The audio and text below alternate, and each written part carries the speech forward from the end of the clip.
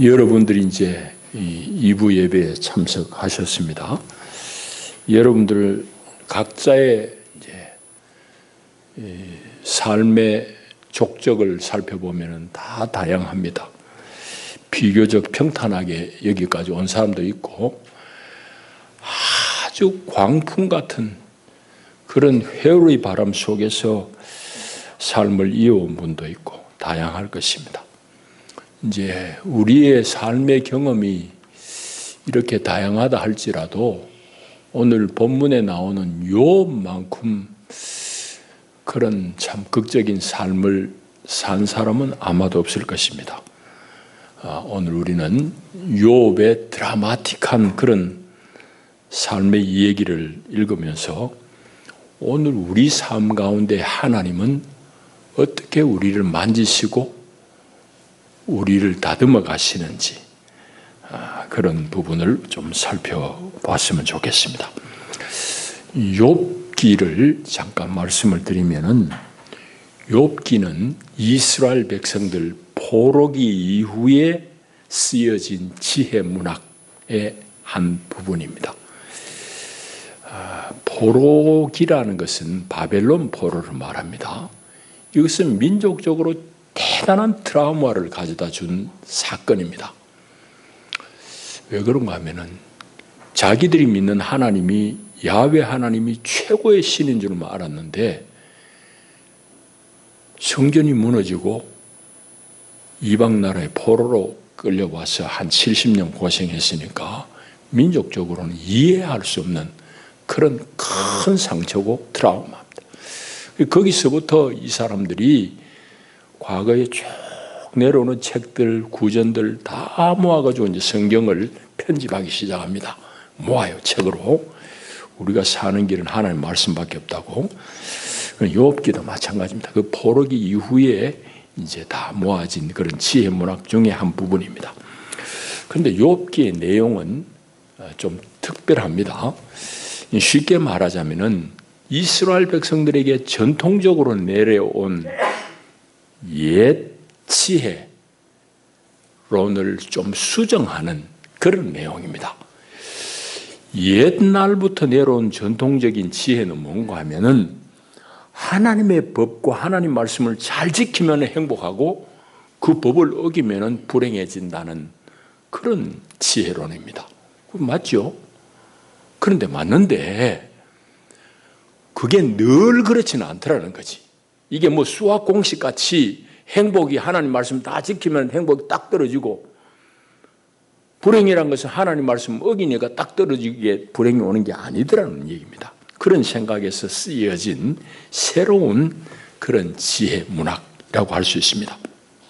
자, 이제 욥이라는 사람을 조금 소개해야지 우리가 이 본문이 읽혀집니다. 물론 잘 아시는 분은 있지만은 욥은 어떤 사람인가 하면은 이스라엘의 동편에 있는 우스라는 지방에 사는 사람이에요.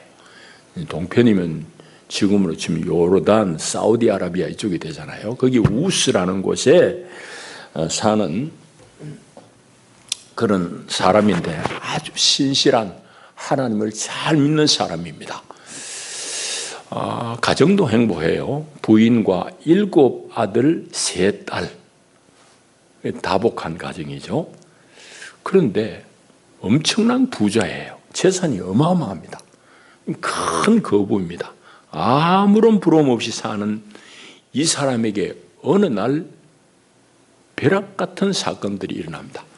그 배후에는 하늘에서 천상의 회의가 열리는데 하나님께서 당신의 사람 욥을 사단 앞에 좀 내세우며 자랑하고 싶었을까요? 사단에게 하나님께 이렇게 말씀합니다. 너는 땅을 다니면서 욥이란 사람을 봤느냐? 그는 참으로 온전하고 신실하고 내 앞에 정직해서 세상에 그런 사람 만나기가 어렵다고 하나님께서 사단에게 얘기할 때 사단이 뭐라고 대꾸하는가 하면 하나님, 욥이라는 사람이 하나님을 잘 경외하고 섬기는 것은 하나님이 그를 축복했기 때문 아닙니까? 아무것도 모자람 없이 충분하게 축복했기 때문에 그가 하나님을 경외하고 섬기는 거지. 하나님, 안 그러면 그가 그러겠어요? 이렇게 이제 대꾸할 때 하나님께서 사단에게 그럼 좋다. 그의 생명은 손대지 말고 그의 소유에 대해서 네가 마음대로 해보거라. 그렇게 해요. 하여튼 천상의 이런 얘기 때문에 욥에게는 일순간 그냥 고난이 닥칩니다.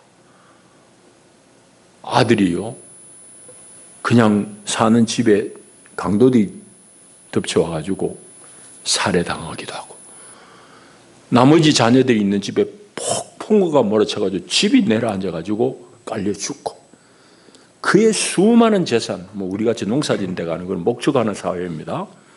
수많은 소와 양들이, 낙타들이 하늘에서 불이 내려와가지고 막 몰사하는 그런 일을 겪습니다. 감당이 안 되잖아요. 그런데도 욥은 꿋꿋하게 하나님을 원망하지 않고 내가 빈손으로 왔는데 빈손으로 갈 겁니다 하고 그래 있습니다. 사단이 더 하나님을 이제 끌어요. 하나님께서는 생명은 그러면 건드리지 말고 그의 몸에 뭔 이상을 줘봐라 그럴 때에 이에게 이제 요즘 말로 하면 아토피 피부염 같은 하여튼 고약한 피부병이 생깁니다. 그걸 가려워서 살 수가 없어요. 기와장을 들고는 부서진 기와장가루 조각으로 몸을 끌어야지 될 정도로 그런 심각한 병에 시달립니다. 여러분, 그러니까 부인이 그 모습을 보다 못해가지고 남편에게 또 부하를 질러댑니다. 당신 그러고도 하나님을 믿느냐고. 차라리 하나님을 저주하고 죽어버리라. 그런 얘기해요.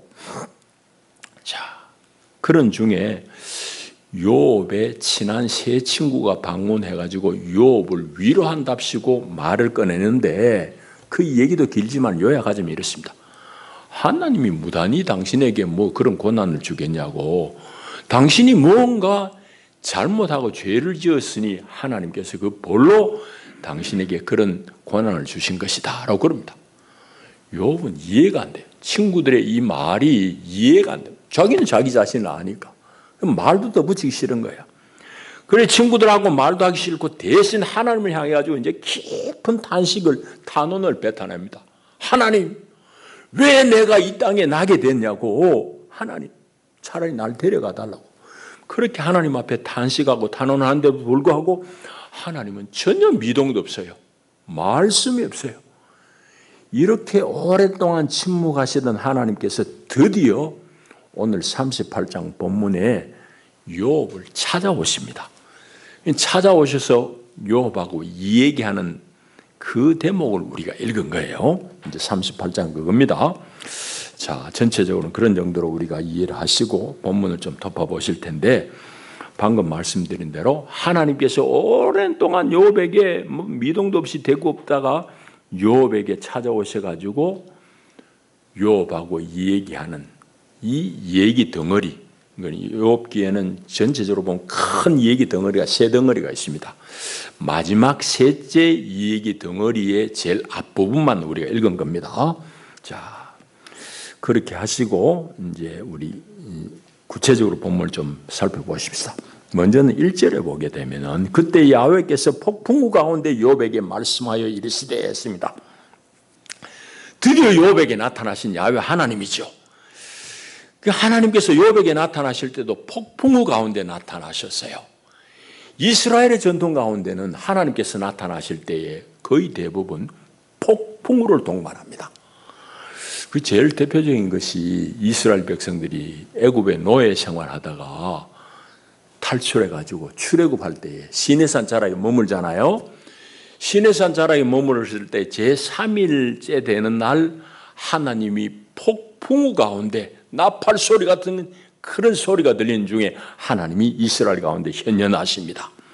그게 이제 출애굽 19장에 잘 나와 있어요. 이제 그와 같이 오늘 욥에게도 하나님은 폭풍우 속에 나타나시는 거예요. 그러니까 그 앞에까지는 쭉 이 얘기 덩어리 두 덩어리 큰 덩어리 나오는데 이건 뭔가 하면은 욥하고 그 세 친구가 논쟁하는 거야. 친구들은 네가 잘못해가지고 하나님이 그렇게 벌을 내리지 뭐 요랑 없이 하나님이 이유 없이 너에게 그런 고난을 줄 리가 없다고 합니다.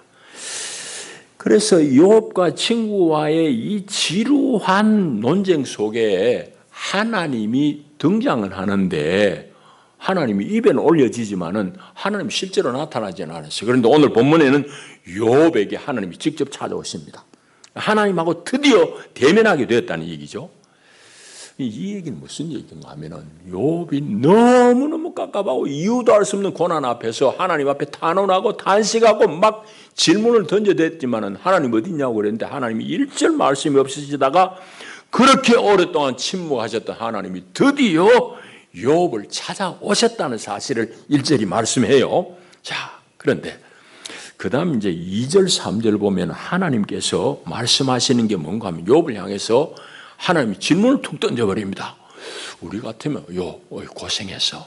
네 얼마나 외로웠니? 나 여기 있잖아. 뭐 이런 식으로 하나님 다가오실 것 같은데 하나님 전혀 그러지 않아요. 오늘 내용을 보게 되면은 욥이 그동안 하나님 앞에 막 탄원을 뱉어냈잖아요. 특별히 이제 3장에 보면 그런 내용이 길게 나와 있습니다. 그런 욥의 하나님 향한 깊은 탄식, 탄원과 관련되어져서 하나님은 꾸지람을 확 합니다. 그러면서 말씀을 이어가셔요. 이제 3장을 다 소개할 수는 없고 1절부터 몇 절만 제가 읽어드릴게요. 욥이 막 하나님한테 막 자기 생일을 저주하면서 하나님 앞에 뱉어내는 탄원입니다. 그 후에 욥이 입을 열어 자기의 생일을 저주하니라. 욥이 입을 열어 이르되 내가 난 날이 멸망하였더라면, 자기 생일이 멸망했더라면 이 말입니다. 사내 아이를 베었다고 좋아하던 그 밤도 그러하였더라면, 그날이 캄캄하였더라면, 하나님이 위에서 돌아보지 아니하셨더라면, 빛도 그날을 비추지 않았더라면, 어둠과 죽음의 그늘이 그날을 자기의 것이라 주장하였더라면, 구름이 그 위에 덮였더라면, 흑암이 그날을 덮였더라면 오늘 내가 이 고생 안 할 거 아닙니까? 하는 얘기가 3장이 쭉 이어져요. 이렇게 하나님을 향해서 장탄식을 뱉어냈는데 하나님은 오늘 와가지고 폭우 속에서 말씀을 하시는데 첫 마디가 무지한 말로 생각을 어둡게 하는 자가 누구냐? 이렇게 말씀합니다. 이제 생각이라고 번역된 히브리 말은 애차입니다. 애차라는 말은 조금 다르게 읽을 필요가 있어요. 이제 생각이라고 번역하는 것보다는 지혜라고 번역하는 게 더 옳습니다. 더 이해가 쉬워요. 그래서 세 번역에는 다 이제 지혜라고 되어 있고 영어 성경에도 대체로 그렇게 되어 있습니다. 하나님의 카운슬을 보고 무지하다고 말하는 놈이 누구냐? 이제 이 말입니다. 그러니까 하나님께서는 애차, 여러 차원의 하나님의 계획, 대단히 다양한 방면에서의 하나님의 계획이 지혜가 있어요. 그걸 의미하는 말입니다. 그런데 욥은 그거 안 보이고 모르니까 무지한 말로 하나님의 지혜를 어둡게 하는 자가 누구냐라고 하나님이 이제 그래 꾸짖는 겁니다. 그러니까 세계 안에 복잡한 이 세계 안에서 진행되는 하나님의 지혜와 하나님의 능력을 의심하고 하나님을 향해서 막 탄원한 사람이 누구냐 이 말이에요. 그러니까 욥은 앞에서 하나님을 향해서 막 이유를 알 수 없는 그 고난에 대해서 막 탄식을 하고 탄원하고 불안하고 그래 했는데 하나님은 여기 나타나셔가지고 욥에게 누가 무지한 말로 나의 지혜를 멸시하느냐 그러면서 3절에는 더 분명하게 이제 구정합니다. 욥 너는 대장부처럼 허리를 묶고 내가 네게 묻는 것을 대답해봐 이럽니다. 네 나한테 막 벌로 얘기했지 이제 그럼 네가 대장부라고 그러면은 내가 묻는 말에 대답을 해보거라 이 말입니다. 자 그게 이제 3절까지네요. 그 다음에 이제 4절부터 7절까지는 어떤 내용인가 하면은 이 세상의 창조와 그 질서에 대해서 욥에게 하나님이 질문합니다. 그 내용은 이제 땅의 기초를 놓을 때 네가 어디 있었느냐? 이 땅이란 게 여러분 보세요. 이거 얼마나 신비하냐고. 땅에 기초를 놓을 때에 네 요업이 네가 뭐 조금이라도 기여한 게 있느냐고. 근데 하나님은 이 모든 것을 청아하게 땅에 기초를 다 놓으신 정교한 건축가로 당신을 비유하셔요. 그게 이제 뒤에 이어지는 말씀입니다. 그 다음에 또 이어지는 말씀이 뭔가 하면은 바다의 경계를 정하는데 네가 조금이라도 기여한 바가 있느냐? 그런 말씀을 하면서 되게 이제 아주 비유적으로 재밌는 말씀을 하셔요. 8절을 보면 바다가 그 모태에서 터져 나올 때 바다가 막 넘실넘실 치는 것을 이 시적인 표현으로 엄마 뱃속에서 터져 나온다고 그럽니다. 그리고 막 광풍이 불고 해일이 일어가지고 바다가 막 넘치잖아요. 그럴 때에 문으로 그것을 가둔 자가 누구냐? 하나님께서 한계를 정하여 문빗장을 질렀다. 이렇게 말씀합니다. 그러니까 이 얘기는 뭔가 하면은 인간이 감당할 수 없는 자연의 위력, 바닷물이 넘치는 사람이 어떻게 막아요? 그 위력조차도 하나님이 정하신 한계 안에서의 위력일 뿐이라는 걸 말씀하고 있습니다. 자, 그런 내용을 쭉 얘기하고 있고 그 다음에 뒤로 넘어가셔가지고 34절부터 38절까지 어떤 내용인가 하면은 하늘의 기상현상의 오묘함이 있잖아요. 이 기상의 오묘함에 대해서도 또 하나님께서 질문합니다. 앞에 내용은 뭔가 하면 네가 구름에 명하여 비를 내려봤느냐? 네가 번개를에게 말해가지고 번개를 보내봤느냐는 얘기입니다. 자, 그런 내용이 쭉 이어지는데 우리가 조금 읽기 어려운 절이 36절입니다. 그거 이제 가슴 속의 지혜라고 이제 우리가 번역되어 있으니까 여기 좀 읽기 어려운데 요것도 새 번역에는 가슴이 아니고 따오기입니다. 따오기. 따오기하고 가슴하고 히브리 말로는 발음이 비슷해요. 옛날에는 가슴이라고 직역을 했는데 지금 나오는 번역은 뭐 영어 성경도 그렇고 대체로 따오기라고 번역합니다. 따오기. 따오기라고 읽으면 아무 문제 없이 읽혀집니다. 이 무슨 말인가 하면은 따오기 속의 지혜는 누가 준 것이냐? 수탈객에게 슬기를 준 자가 누구냐? 그렇게 묻는 거예요. 이 무슨 말인가 하면은 따오기가 애굽의 에집트의 나일강의 범람을 미리 내다보고 우는 새예요. 따오기가. 애굽 사람들은 나일강의 범람으로 먹고 사는 사람들이에요. 그 홍수가 있어야지 땅이 기름진데 문제는 홍수 전에 대비를 해야 되잖아. 그런데 그 홍수의 때를 미리 알려주는 게 나일강의 이 따오기예요. 그런데 사람은 그게 언제 홍수가 밀려들지 모르는데 따오기는 미리 알고 깎아 우려댄다 이 말입니다. 그런데 그 따오기의 지혜를 누가 줬느냐? 그 질문을 하고 있고 또 하나는 수탈개 슬기를 준 자가 누구냐라고 이리 물어요. 수달군 슬기롭지요? 어떤 점이 슬기롭습니까? 옛날 시계 없을 때 새벽 시간을 정확하게 알려주잖아. 시간을 정확하게 알아가지고 막 꼬꼬꼬꼬 울어서 하는 게 장달기입니다. 수달기. 그런데 우리가 놓치는 또 하나 있어요. 수달기는 놀라운 능력이 감각이 있는 건 뭔가 하면은 비가 내리는 것을 먼저 알아내는 게 수달기입니다. 그러니까 나일강의 범람을 먼저 알려주는 따오기의 지혜를 누가 줬느냐? 비 올 때를 알고 울어대는, 새벽을 알고 울어대는 장달개 슬기를 누가 줬느냐 이 말입니다. 자, 그런 질문을 쭉 하면서 이것들에게 지혜를 준 자가 나지 네가 뭐 관계했느냐 이 말입니다.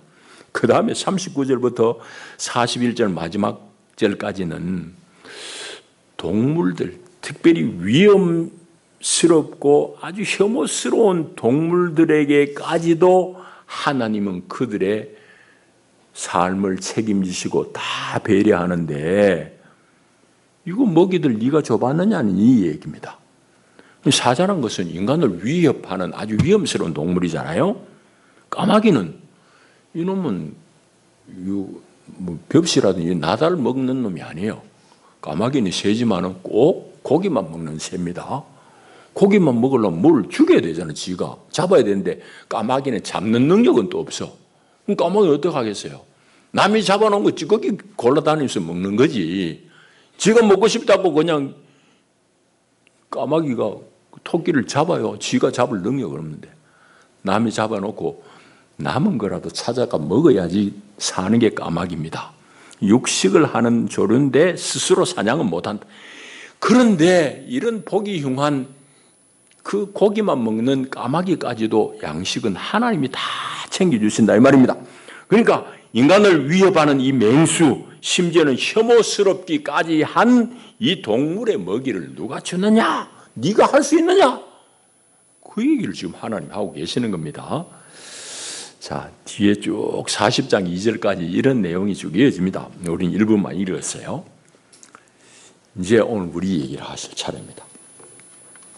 먼저 살펴야 될 것은 욥이 그렇게 오랫동안 막 하나님 향해서 탄식, 탄원을 올리고 하나님 대답 좀 해보라고 막 그렇게 절규했는데 하나님이 일절 답이 없고 침묵하셨던 하나님께서 드디어 하나님이 욥에게 나타나셔서 말씀하신 하나님입니다.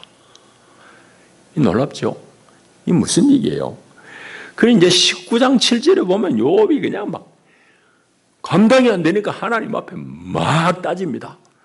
내가 폭행을 당한다고 부르짖지만은 응답도 없고 도움을 구했지만 하나님 정의롭지도 않고 말이지. 내가 살겠느냐고. 그러면서 그가 내 길을 막아. 그가는 여호와 하나님 말합니다. 하나님이 내 길을 막아서 지나가지 못하게 하시고 내 앞길에 어둠을 두셨지 않느냐고 막 따져요. 그런데도 하나님 답이 없어. 그렇게 답이 없이 오랜 동안 침묵하시는 하나님 앞에서 욥은 얼마나 서러웠겠어요. 얼마나 두려웠겠어요. 얼마나 불안했겠어요. 그렇게 오랫동안 묵묵부답하셨던 하나님께서 드디어 폭풍우 가운데서 욥을 찾아오신 거예요. 이거는 하나님만이 그 때를 정하신 거죠. 우리가 다 할 수는 없지만은 조금 이해 돕기 위해서 우리의 얘기로 풀자면 이랍니다. 여러분 자녀들을 키워왔기도 했고 여러분 어릴 때를 회상해봐도 그렇습니다. 자식이 뭔가 지 혼자 서럽다고 막 울고 엄마가 아무리 달라고 아버지가 달래도 씨알도 안 맺기 계속 우는 건 어때요? 울다가 지칠 때까지 놔둬봐야지. 그 다음에 아버지 한 말 해도 엄마가 한 말 해도 그게 들리지. 그전에는 막 떼쓰기 바쁘 지 혼자 서러우니까. 아마 하나님께서 그렇게 하신지는 몰라요. 성경에 명확하진 않지만은 그러나 결국 오랜 침묵 끝에 하나님께서 욥을 찾아오셨다는 사실입니다. 오늘 우리에게도 꼭 마찬가지예요. 오늘 여러분들의 삶 가운데 하나님은 여러분이 원한 때 여러분의 방법대로 하나님이 안 오신다고 원망할 건 없어요. 결국은 하나님 오신다고. 자, 그 다음에 하나님께서 오셔가지고 다독거려주고 위로하고 그런 게 아니에요. 욥에게 질문을 톡 던져버립니다. 누가 무지한 말로 말이지 나의 지혜를 나의 능력을 무시하고 어둡게 하는 놈이 누구냐? 하고 하나님께서 나와서 막 질문을 던져댑니다. 그러니 욥이 이 하나님의 질문 앞에서 결국은 자신의 미미함, 자신의 무지를 깨닫게 되는 겁니다. 깨달아져야지 그때부터 위로가 되는 거죠. 위로를 경험하는 거지. 하나님께서 욥이 막 감당이 안 돼가지고 탄원하는데 네가 고난받은 것은 이것 때문이야. 답은 하나도 안 하셔요. 그건 오늘 우리에게도 꼭 마찬가지일 수 있습니다. 하나님이 말씀하시는 건 뭔 얘기를 하고 계세요? 질문을 던지면서 욥, 너는 네 문제만 쳐다보지? 나 하나님은 온 세상을 경영하는 하나님이야. 나는 온 세상을 경영해. 바다를, 하늘을, 구름을, 번개를, 심지어는 네가 보기도 싫어하는 까마귀조차도 내가 다 먹이 살리는 하나님이야. 그 얘기를 하고 있는 겁니다. 그러니 이제껏 욥은 자기의 문제만 집중해가지고 불평하고 원망했는데 그런 욥에게 하나님 찾아오셔가지고 더 넓고 큰 세상을 보여주시며 그 세상을 경영하는 하나님을 확인시켜 줍니다. 그래서 욥이 이때까지는 자기의 문제에만 관심을 가진, 자신의 문제에 대해서만 눈을 뜨고 있던 욥에게 새로운 시각을 하나님이 열어주시는 거예요. 이러니 욥이 하나님 앞에 부끄럽잖아요. 자기는 자기 것만 보고 하나님 향해서 원망했는데 하나님은 훨씬 더 깊은 경륜이 있고 더 복잡한 세상을, 이 우주를 경영하시는 분이구나 알게 되니까. 사실은 성경 속에서 이 얘기, 욥기에서 보는 욥의 고난은 어디서 말미암았느냐? 직접적으로 보면 천상의 회의 때문이에요. 욥하고 아무 관계 없어요. 그것이 우리에게 주는 공과도 큽니다. 욥하고는 아무 관련이 없는데도 욥에게는 너무너무 직접적인 시련과 고난이 닥쳤어요. 그 뭐 때문이냐? 욥기대로만 얘기하자면 천상의 질서, 하늘 영계의 질서를 이루어가신, 확인하는 그런 과정에서 욥이 그냥 도구로 쓰인 거야. 욥의 직접적인 잘못 하고 관계없는 거예요. 그러니 오늘 이것 속에서도 우리는 어떤 위로를 받을 수 있을까요? 마찬가지잖아. 욥같이 우리는 내 문제만 가지고 하나님한테 따지고 왜 그러냐고 그러지만은 하나님 훨씬 넓은 세상을 경영하시는 분이에요. 자, 그런 공간을 얻고, 또 하나는 이런 중에도 욥을 향한 하나님의 사랑은 전혀 변함이 없다는 거예요. 그걸 확증시켜 주는 겁니다. 하나님의 변함없으신 사랑을 확증해 주는 거예요. 오랫동안 하나님이 침묵하셨다고 해서 하나님이 욥을 떠난 것도 아니에요. 하나님이 욥을 버린 것도 아니에요. 욥이 잘 살다가 망했다고 하나님이 욥을 버리신 것도 아니라고. 온 세상의 질서를 유지하고 심지어는 혐오스러운 짐승까지 먹이시는 하나님의 조화로운 세상 경영 앞에서 욥은 이제 입 다물 수밖에 없는 거지. 머리가 숙여질 수밖에 없는 거예요. 그래서 욥은 이때까지 자기 자신만 쳐다보고, 나는 하나님 앞에 죄진 것 없고 나는 의롭고 정의로운 사람인데 왜 하나님은 불의한 하나님이냐고, 나한테 이 손해를 입혔냐고, 왜 고난받게 하냐고 불평했지만은 하나님의 신비한 창조 세계와 그 가운데 행해진 하나님의 지혜를 보니까 욥은 이때까지 자기 문제만 가지고 그것만 쳐다봤던 자기 중심적인 이 세계관이 넓혀지게 된 거지. 그 문제 자연적으로 해결되어 버리잖아요. 자, 그런 내용을 우리가 읽은 겁니다. 이제 말씀 맺겠습니다. 욥이 참 드라마틱하다고 그랬는데 여러분들 중에도 그에 못지않은 그런 어려운 굴곡진 삶을 살았고 사시는 분도 계실 것입니다. 그러나 오늘 성경이 우리에게 말씀하신 바는 이런 우리의 고통 중에도 하나님은 여러분의 원하는 방법, 원하는 때가 아닐지라도 여러분을 반드시 찾아오시는 하나님이십니다. 찾아오셔서 여러분들을 새롭게 하시고 여러분들의 눈을 열어주신 분이에요. 여러분들의 고난은 너무너무 어렵고 힘들어서 그 일로 하나님을 원망하고 싶은 마음도 있었지만은 하나님이 찾아오셔서 내 눈을 열어주실 때에 하나님의 지혜를, 하나님의 경륜을, 하나님의 뜻을 보게 하고 알게 하시는 거래요. 그래서 그 이후로는 더욱더 성숙한 마음으로, 성숙한 자녀로서 하나님을 기뻐하며 그분을 따르게 하시는 것이 하나님의 경륜입니다.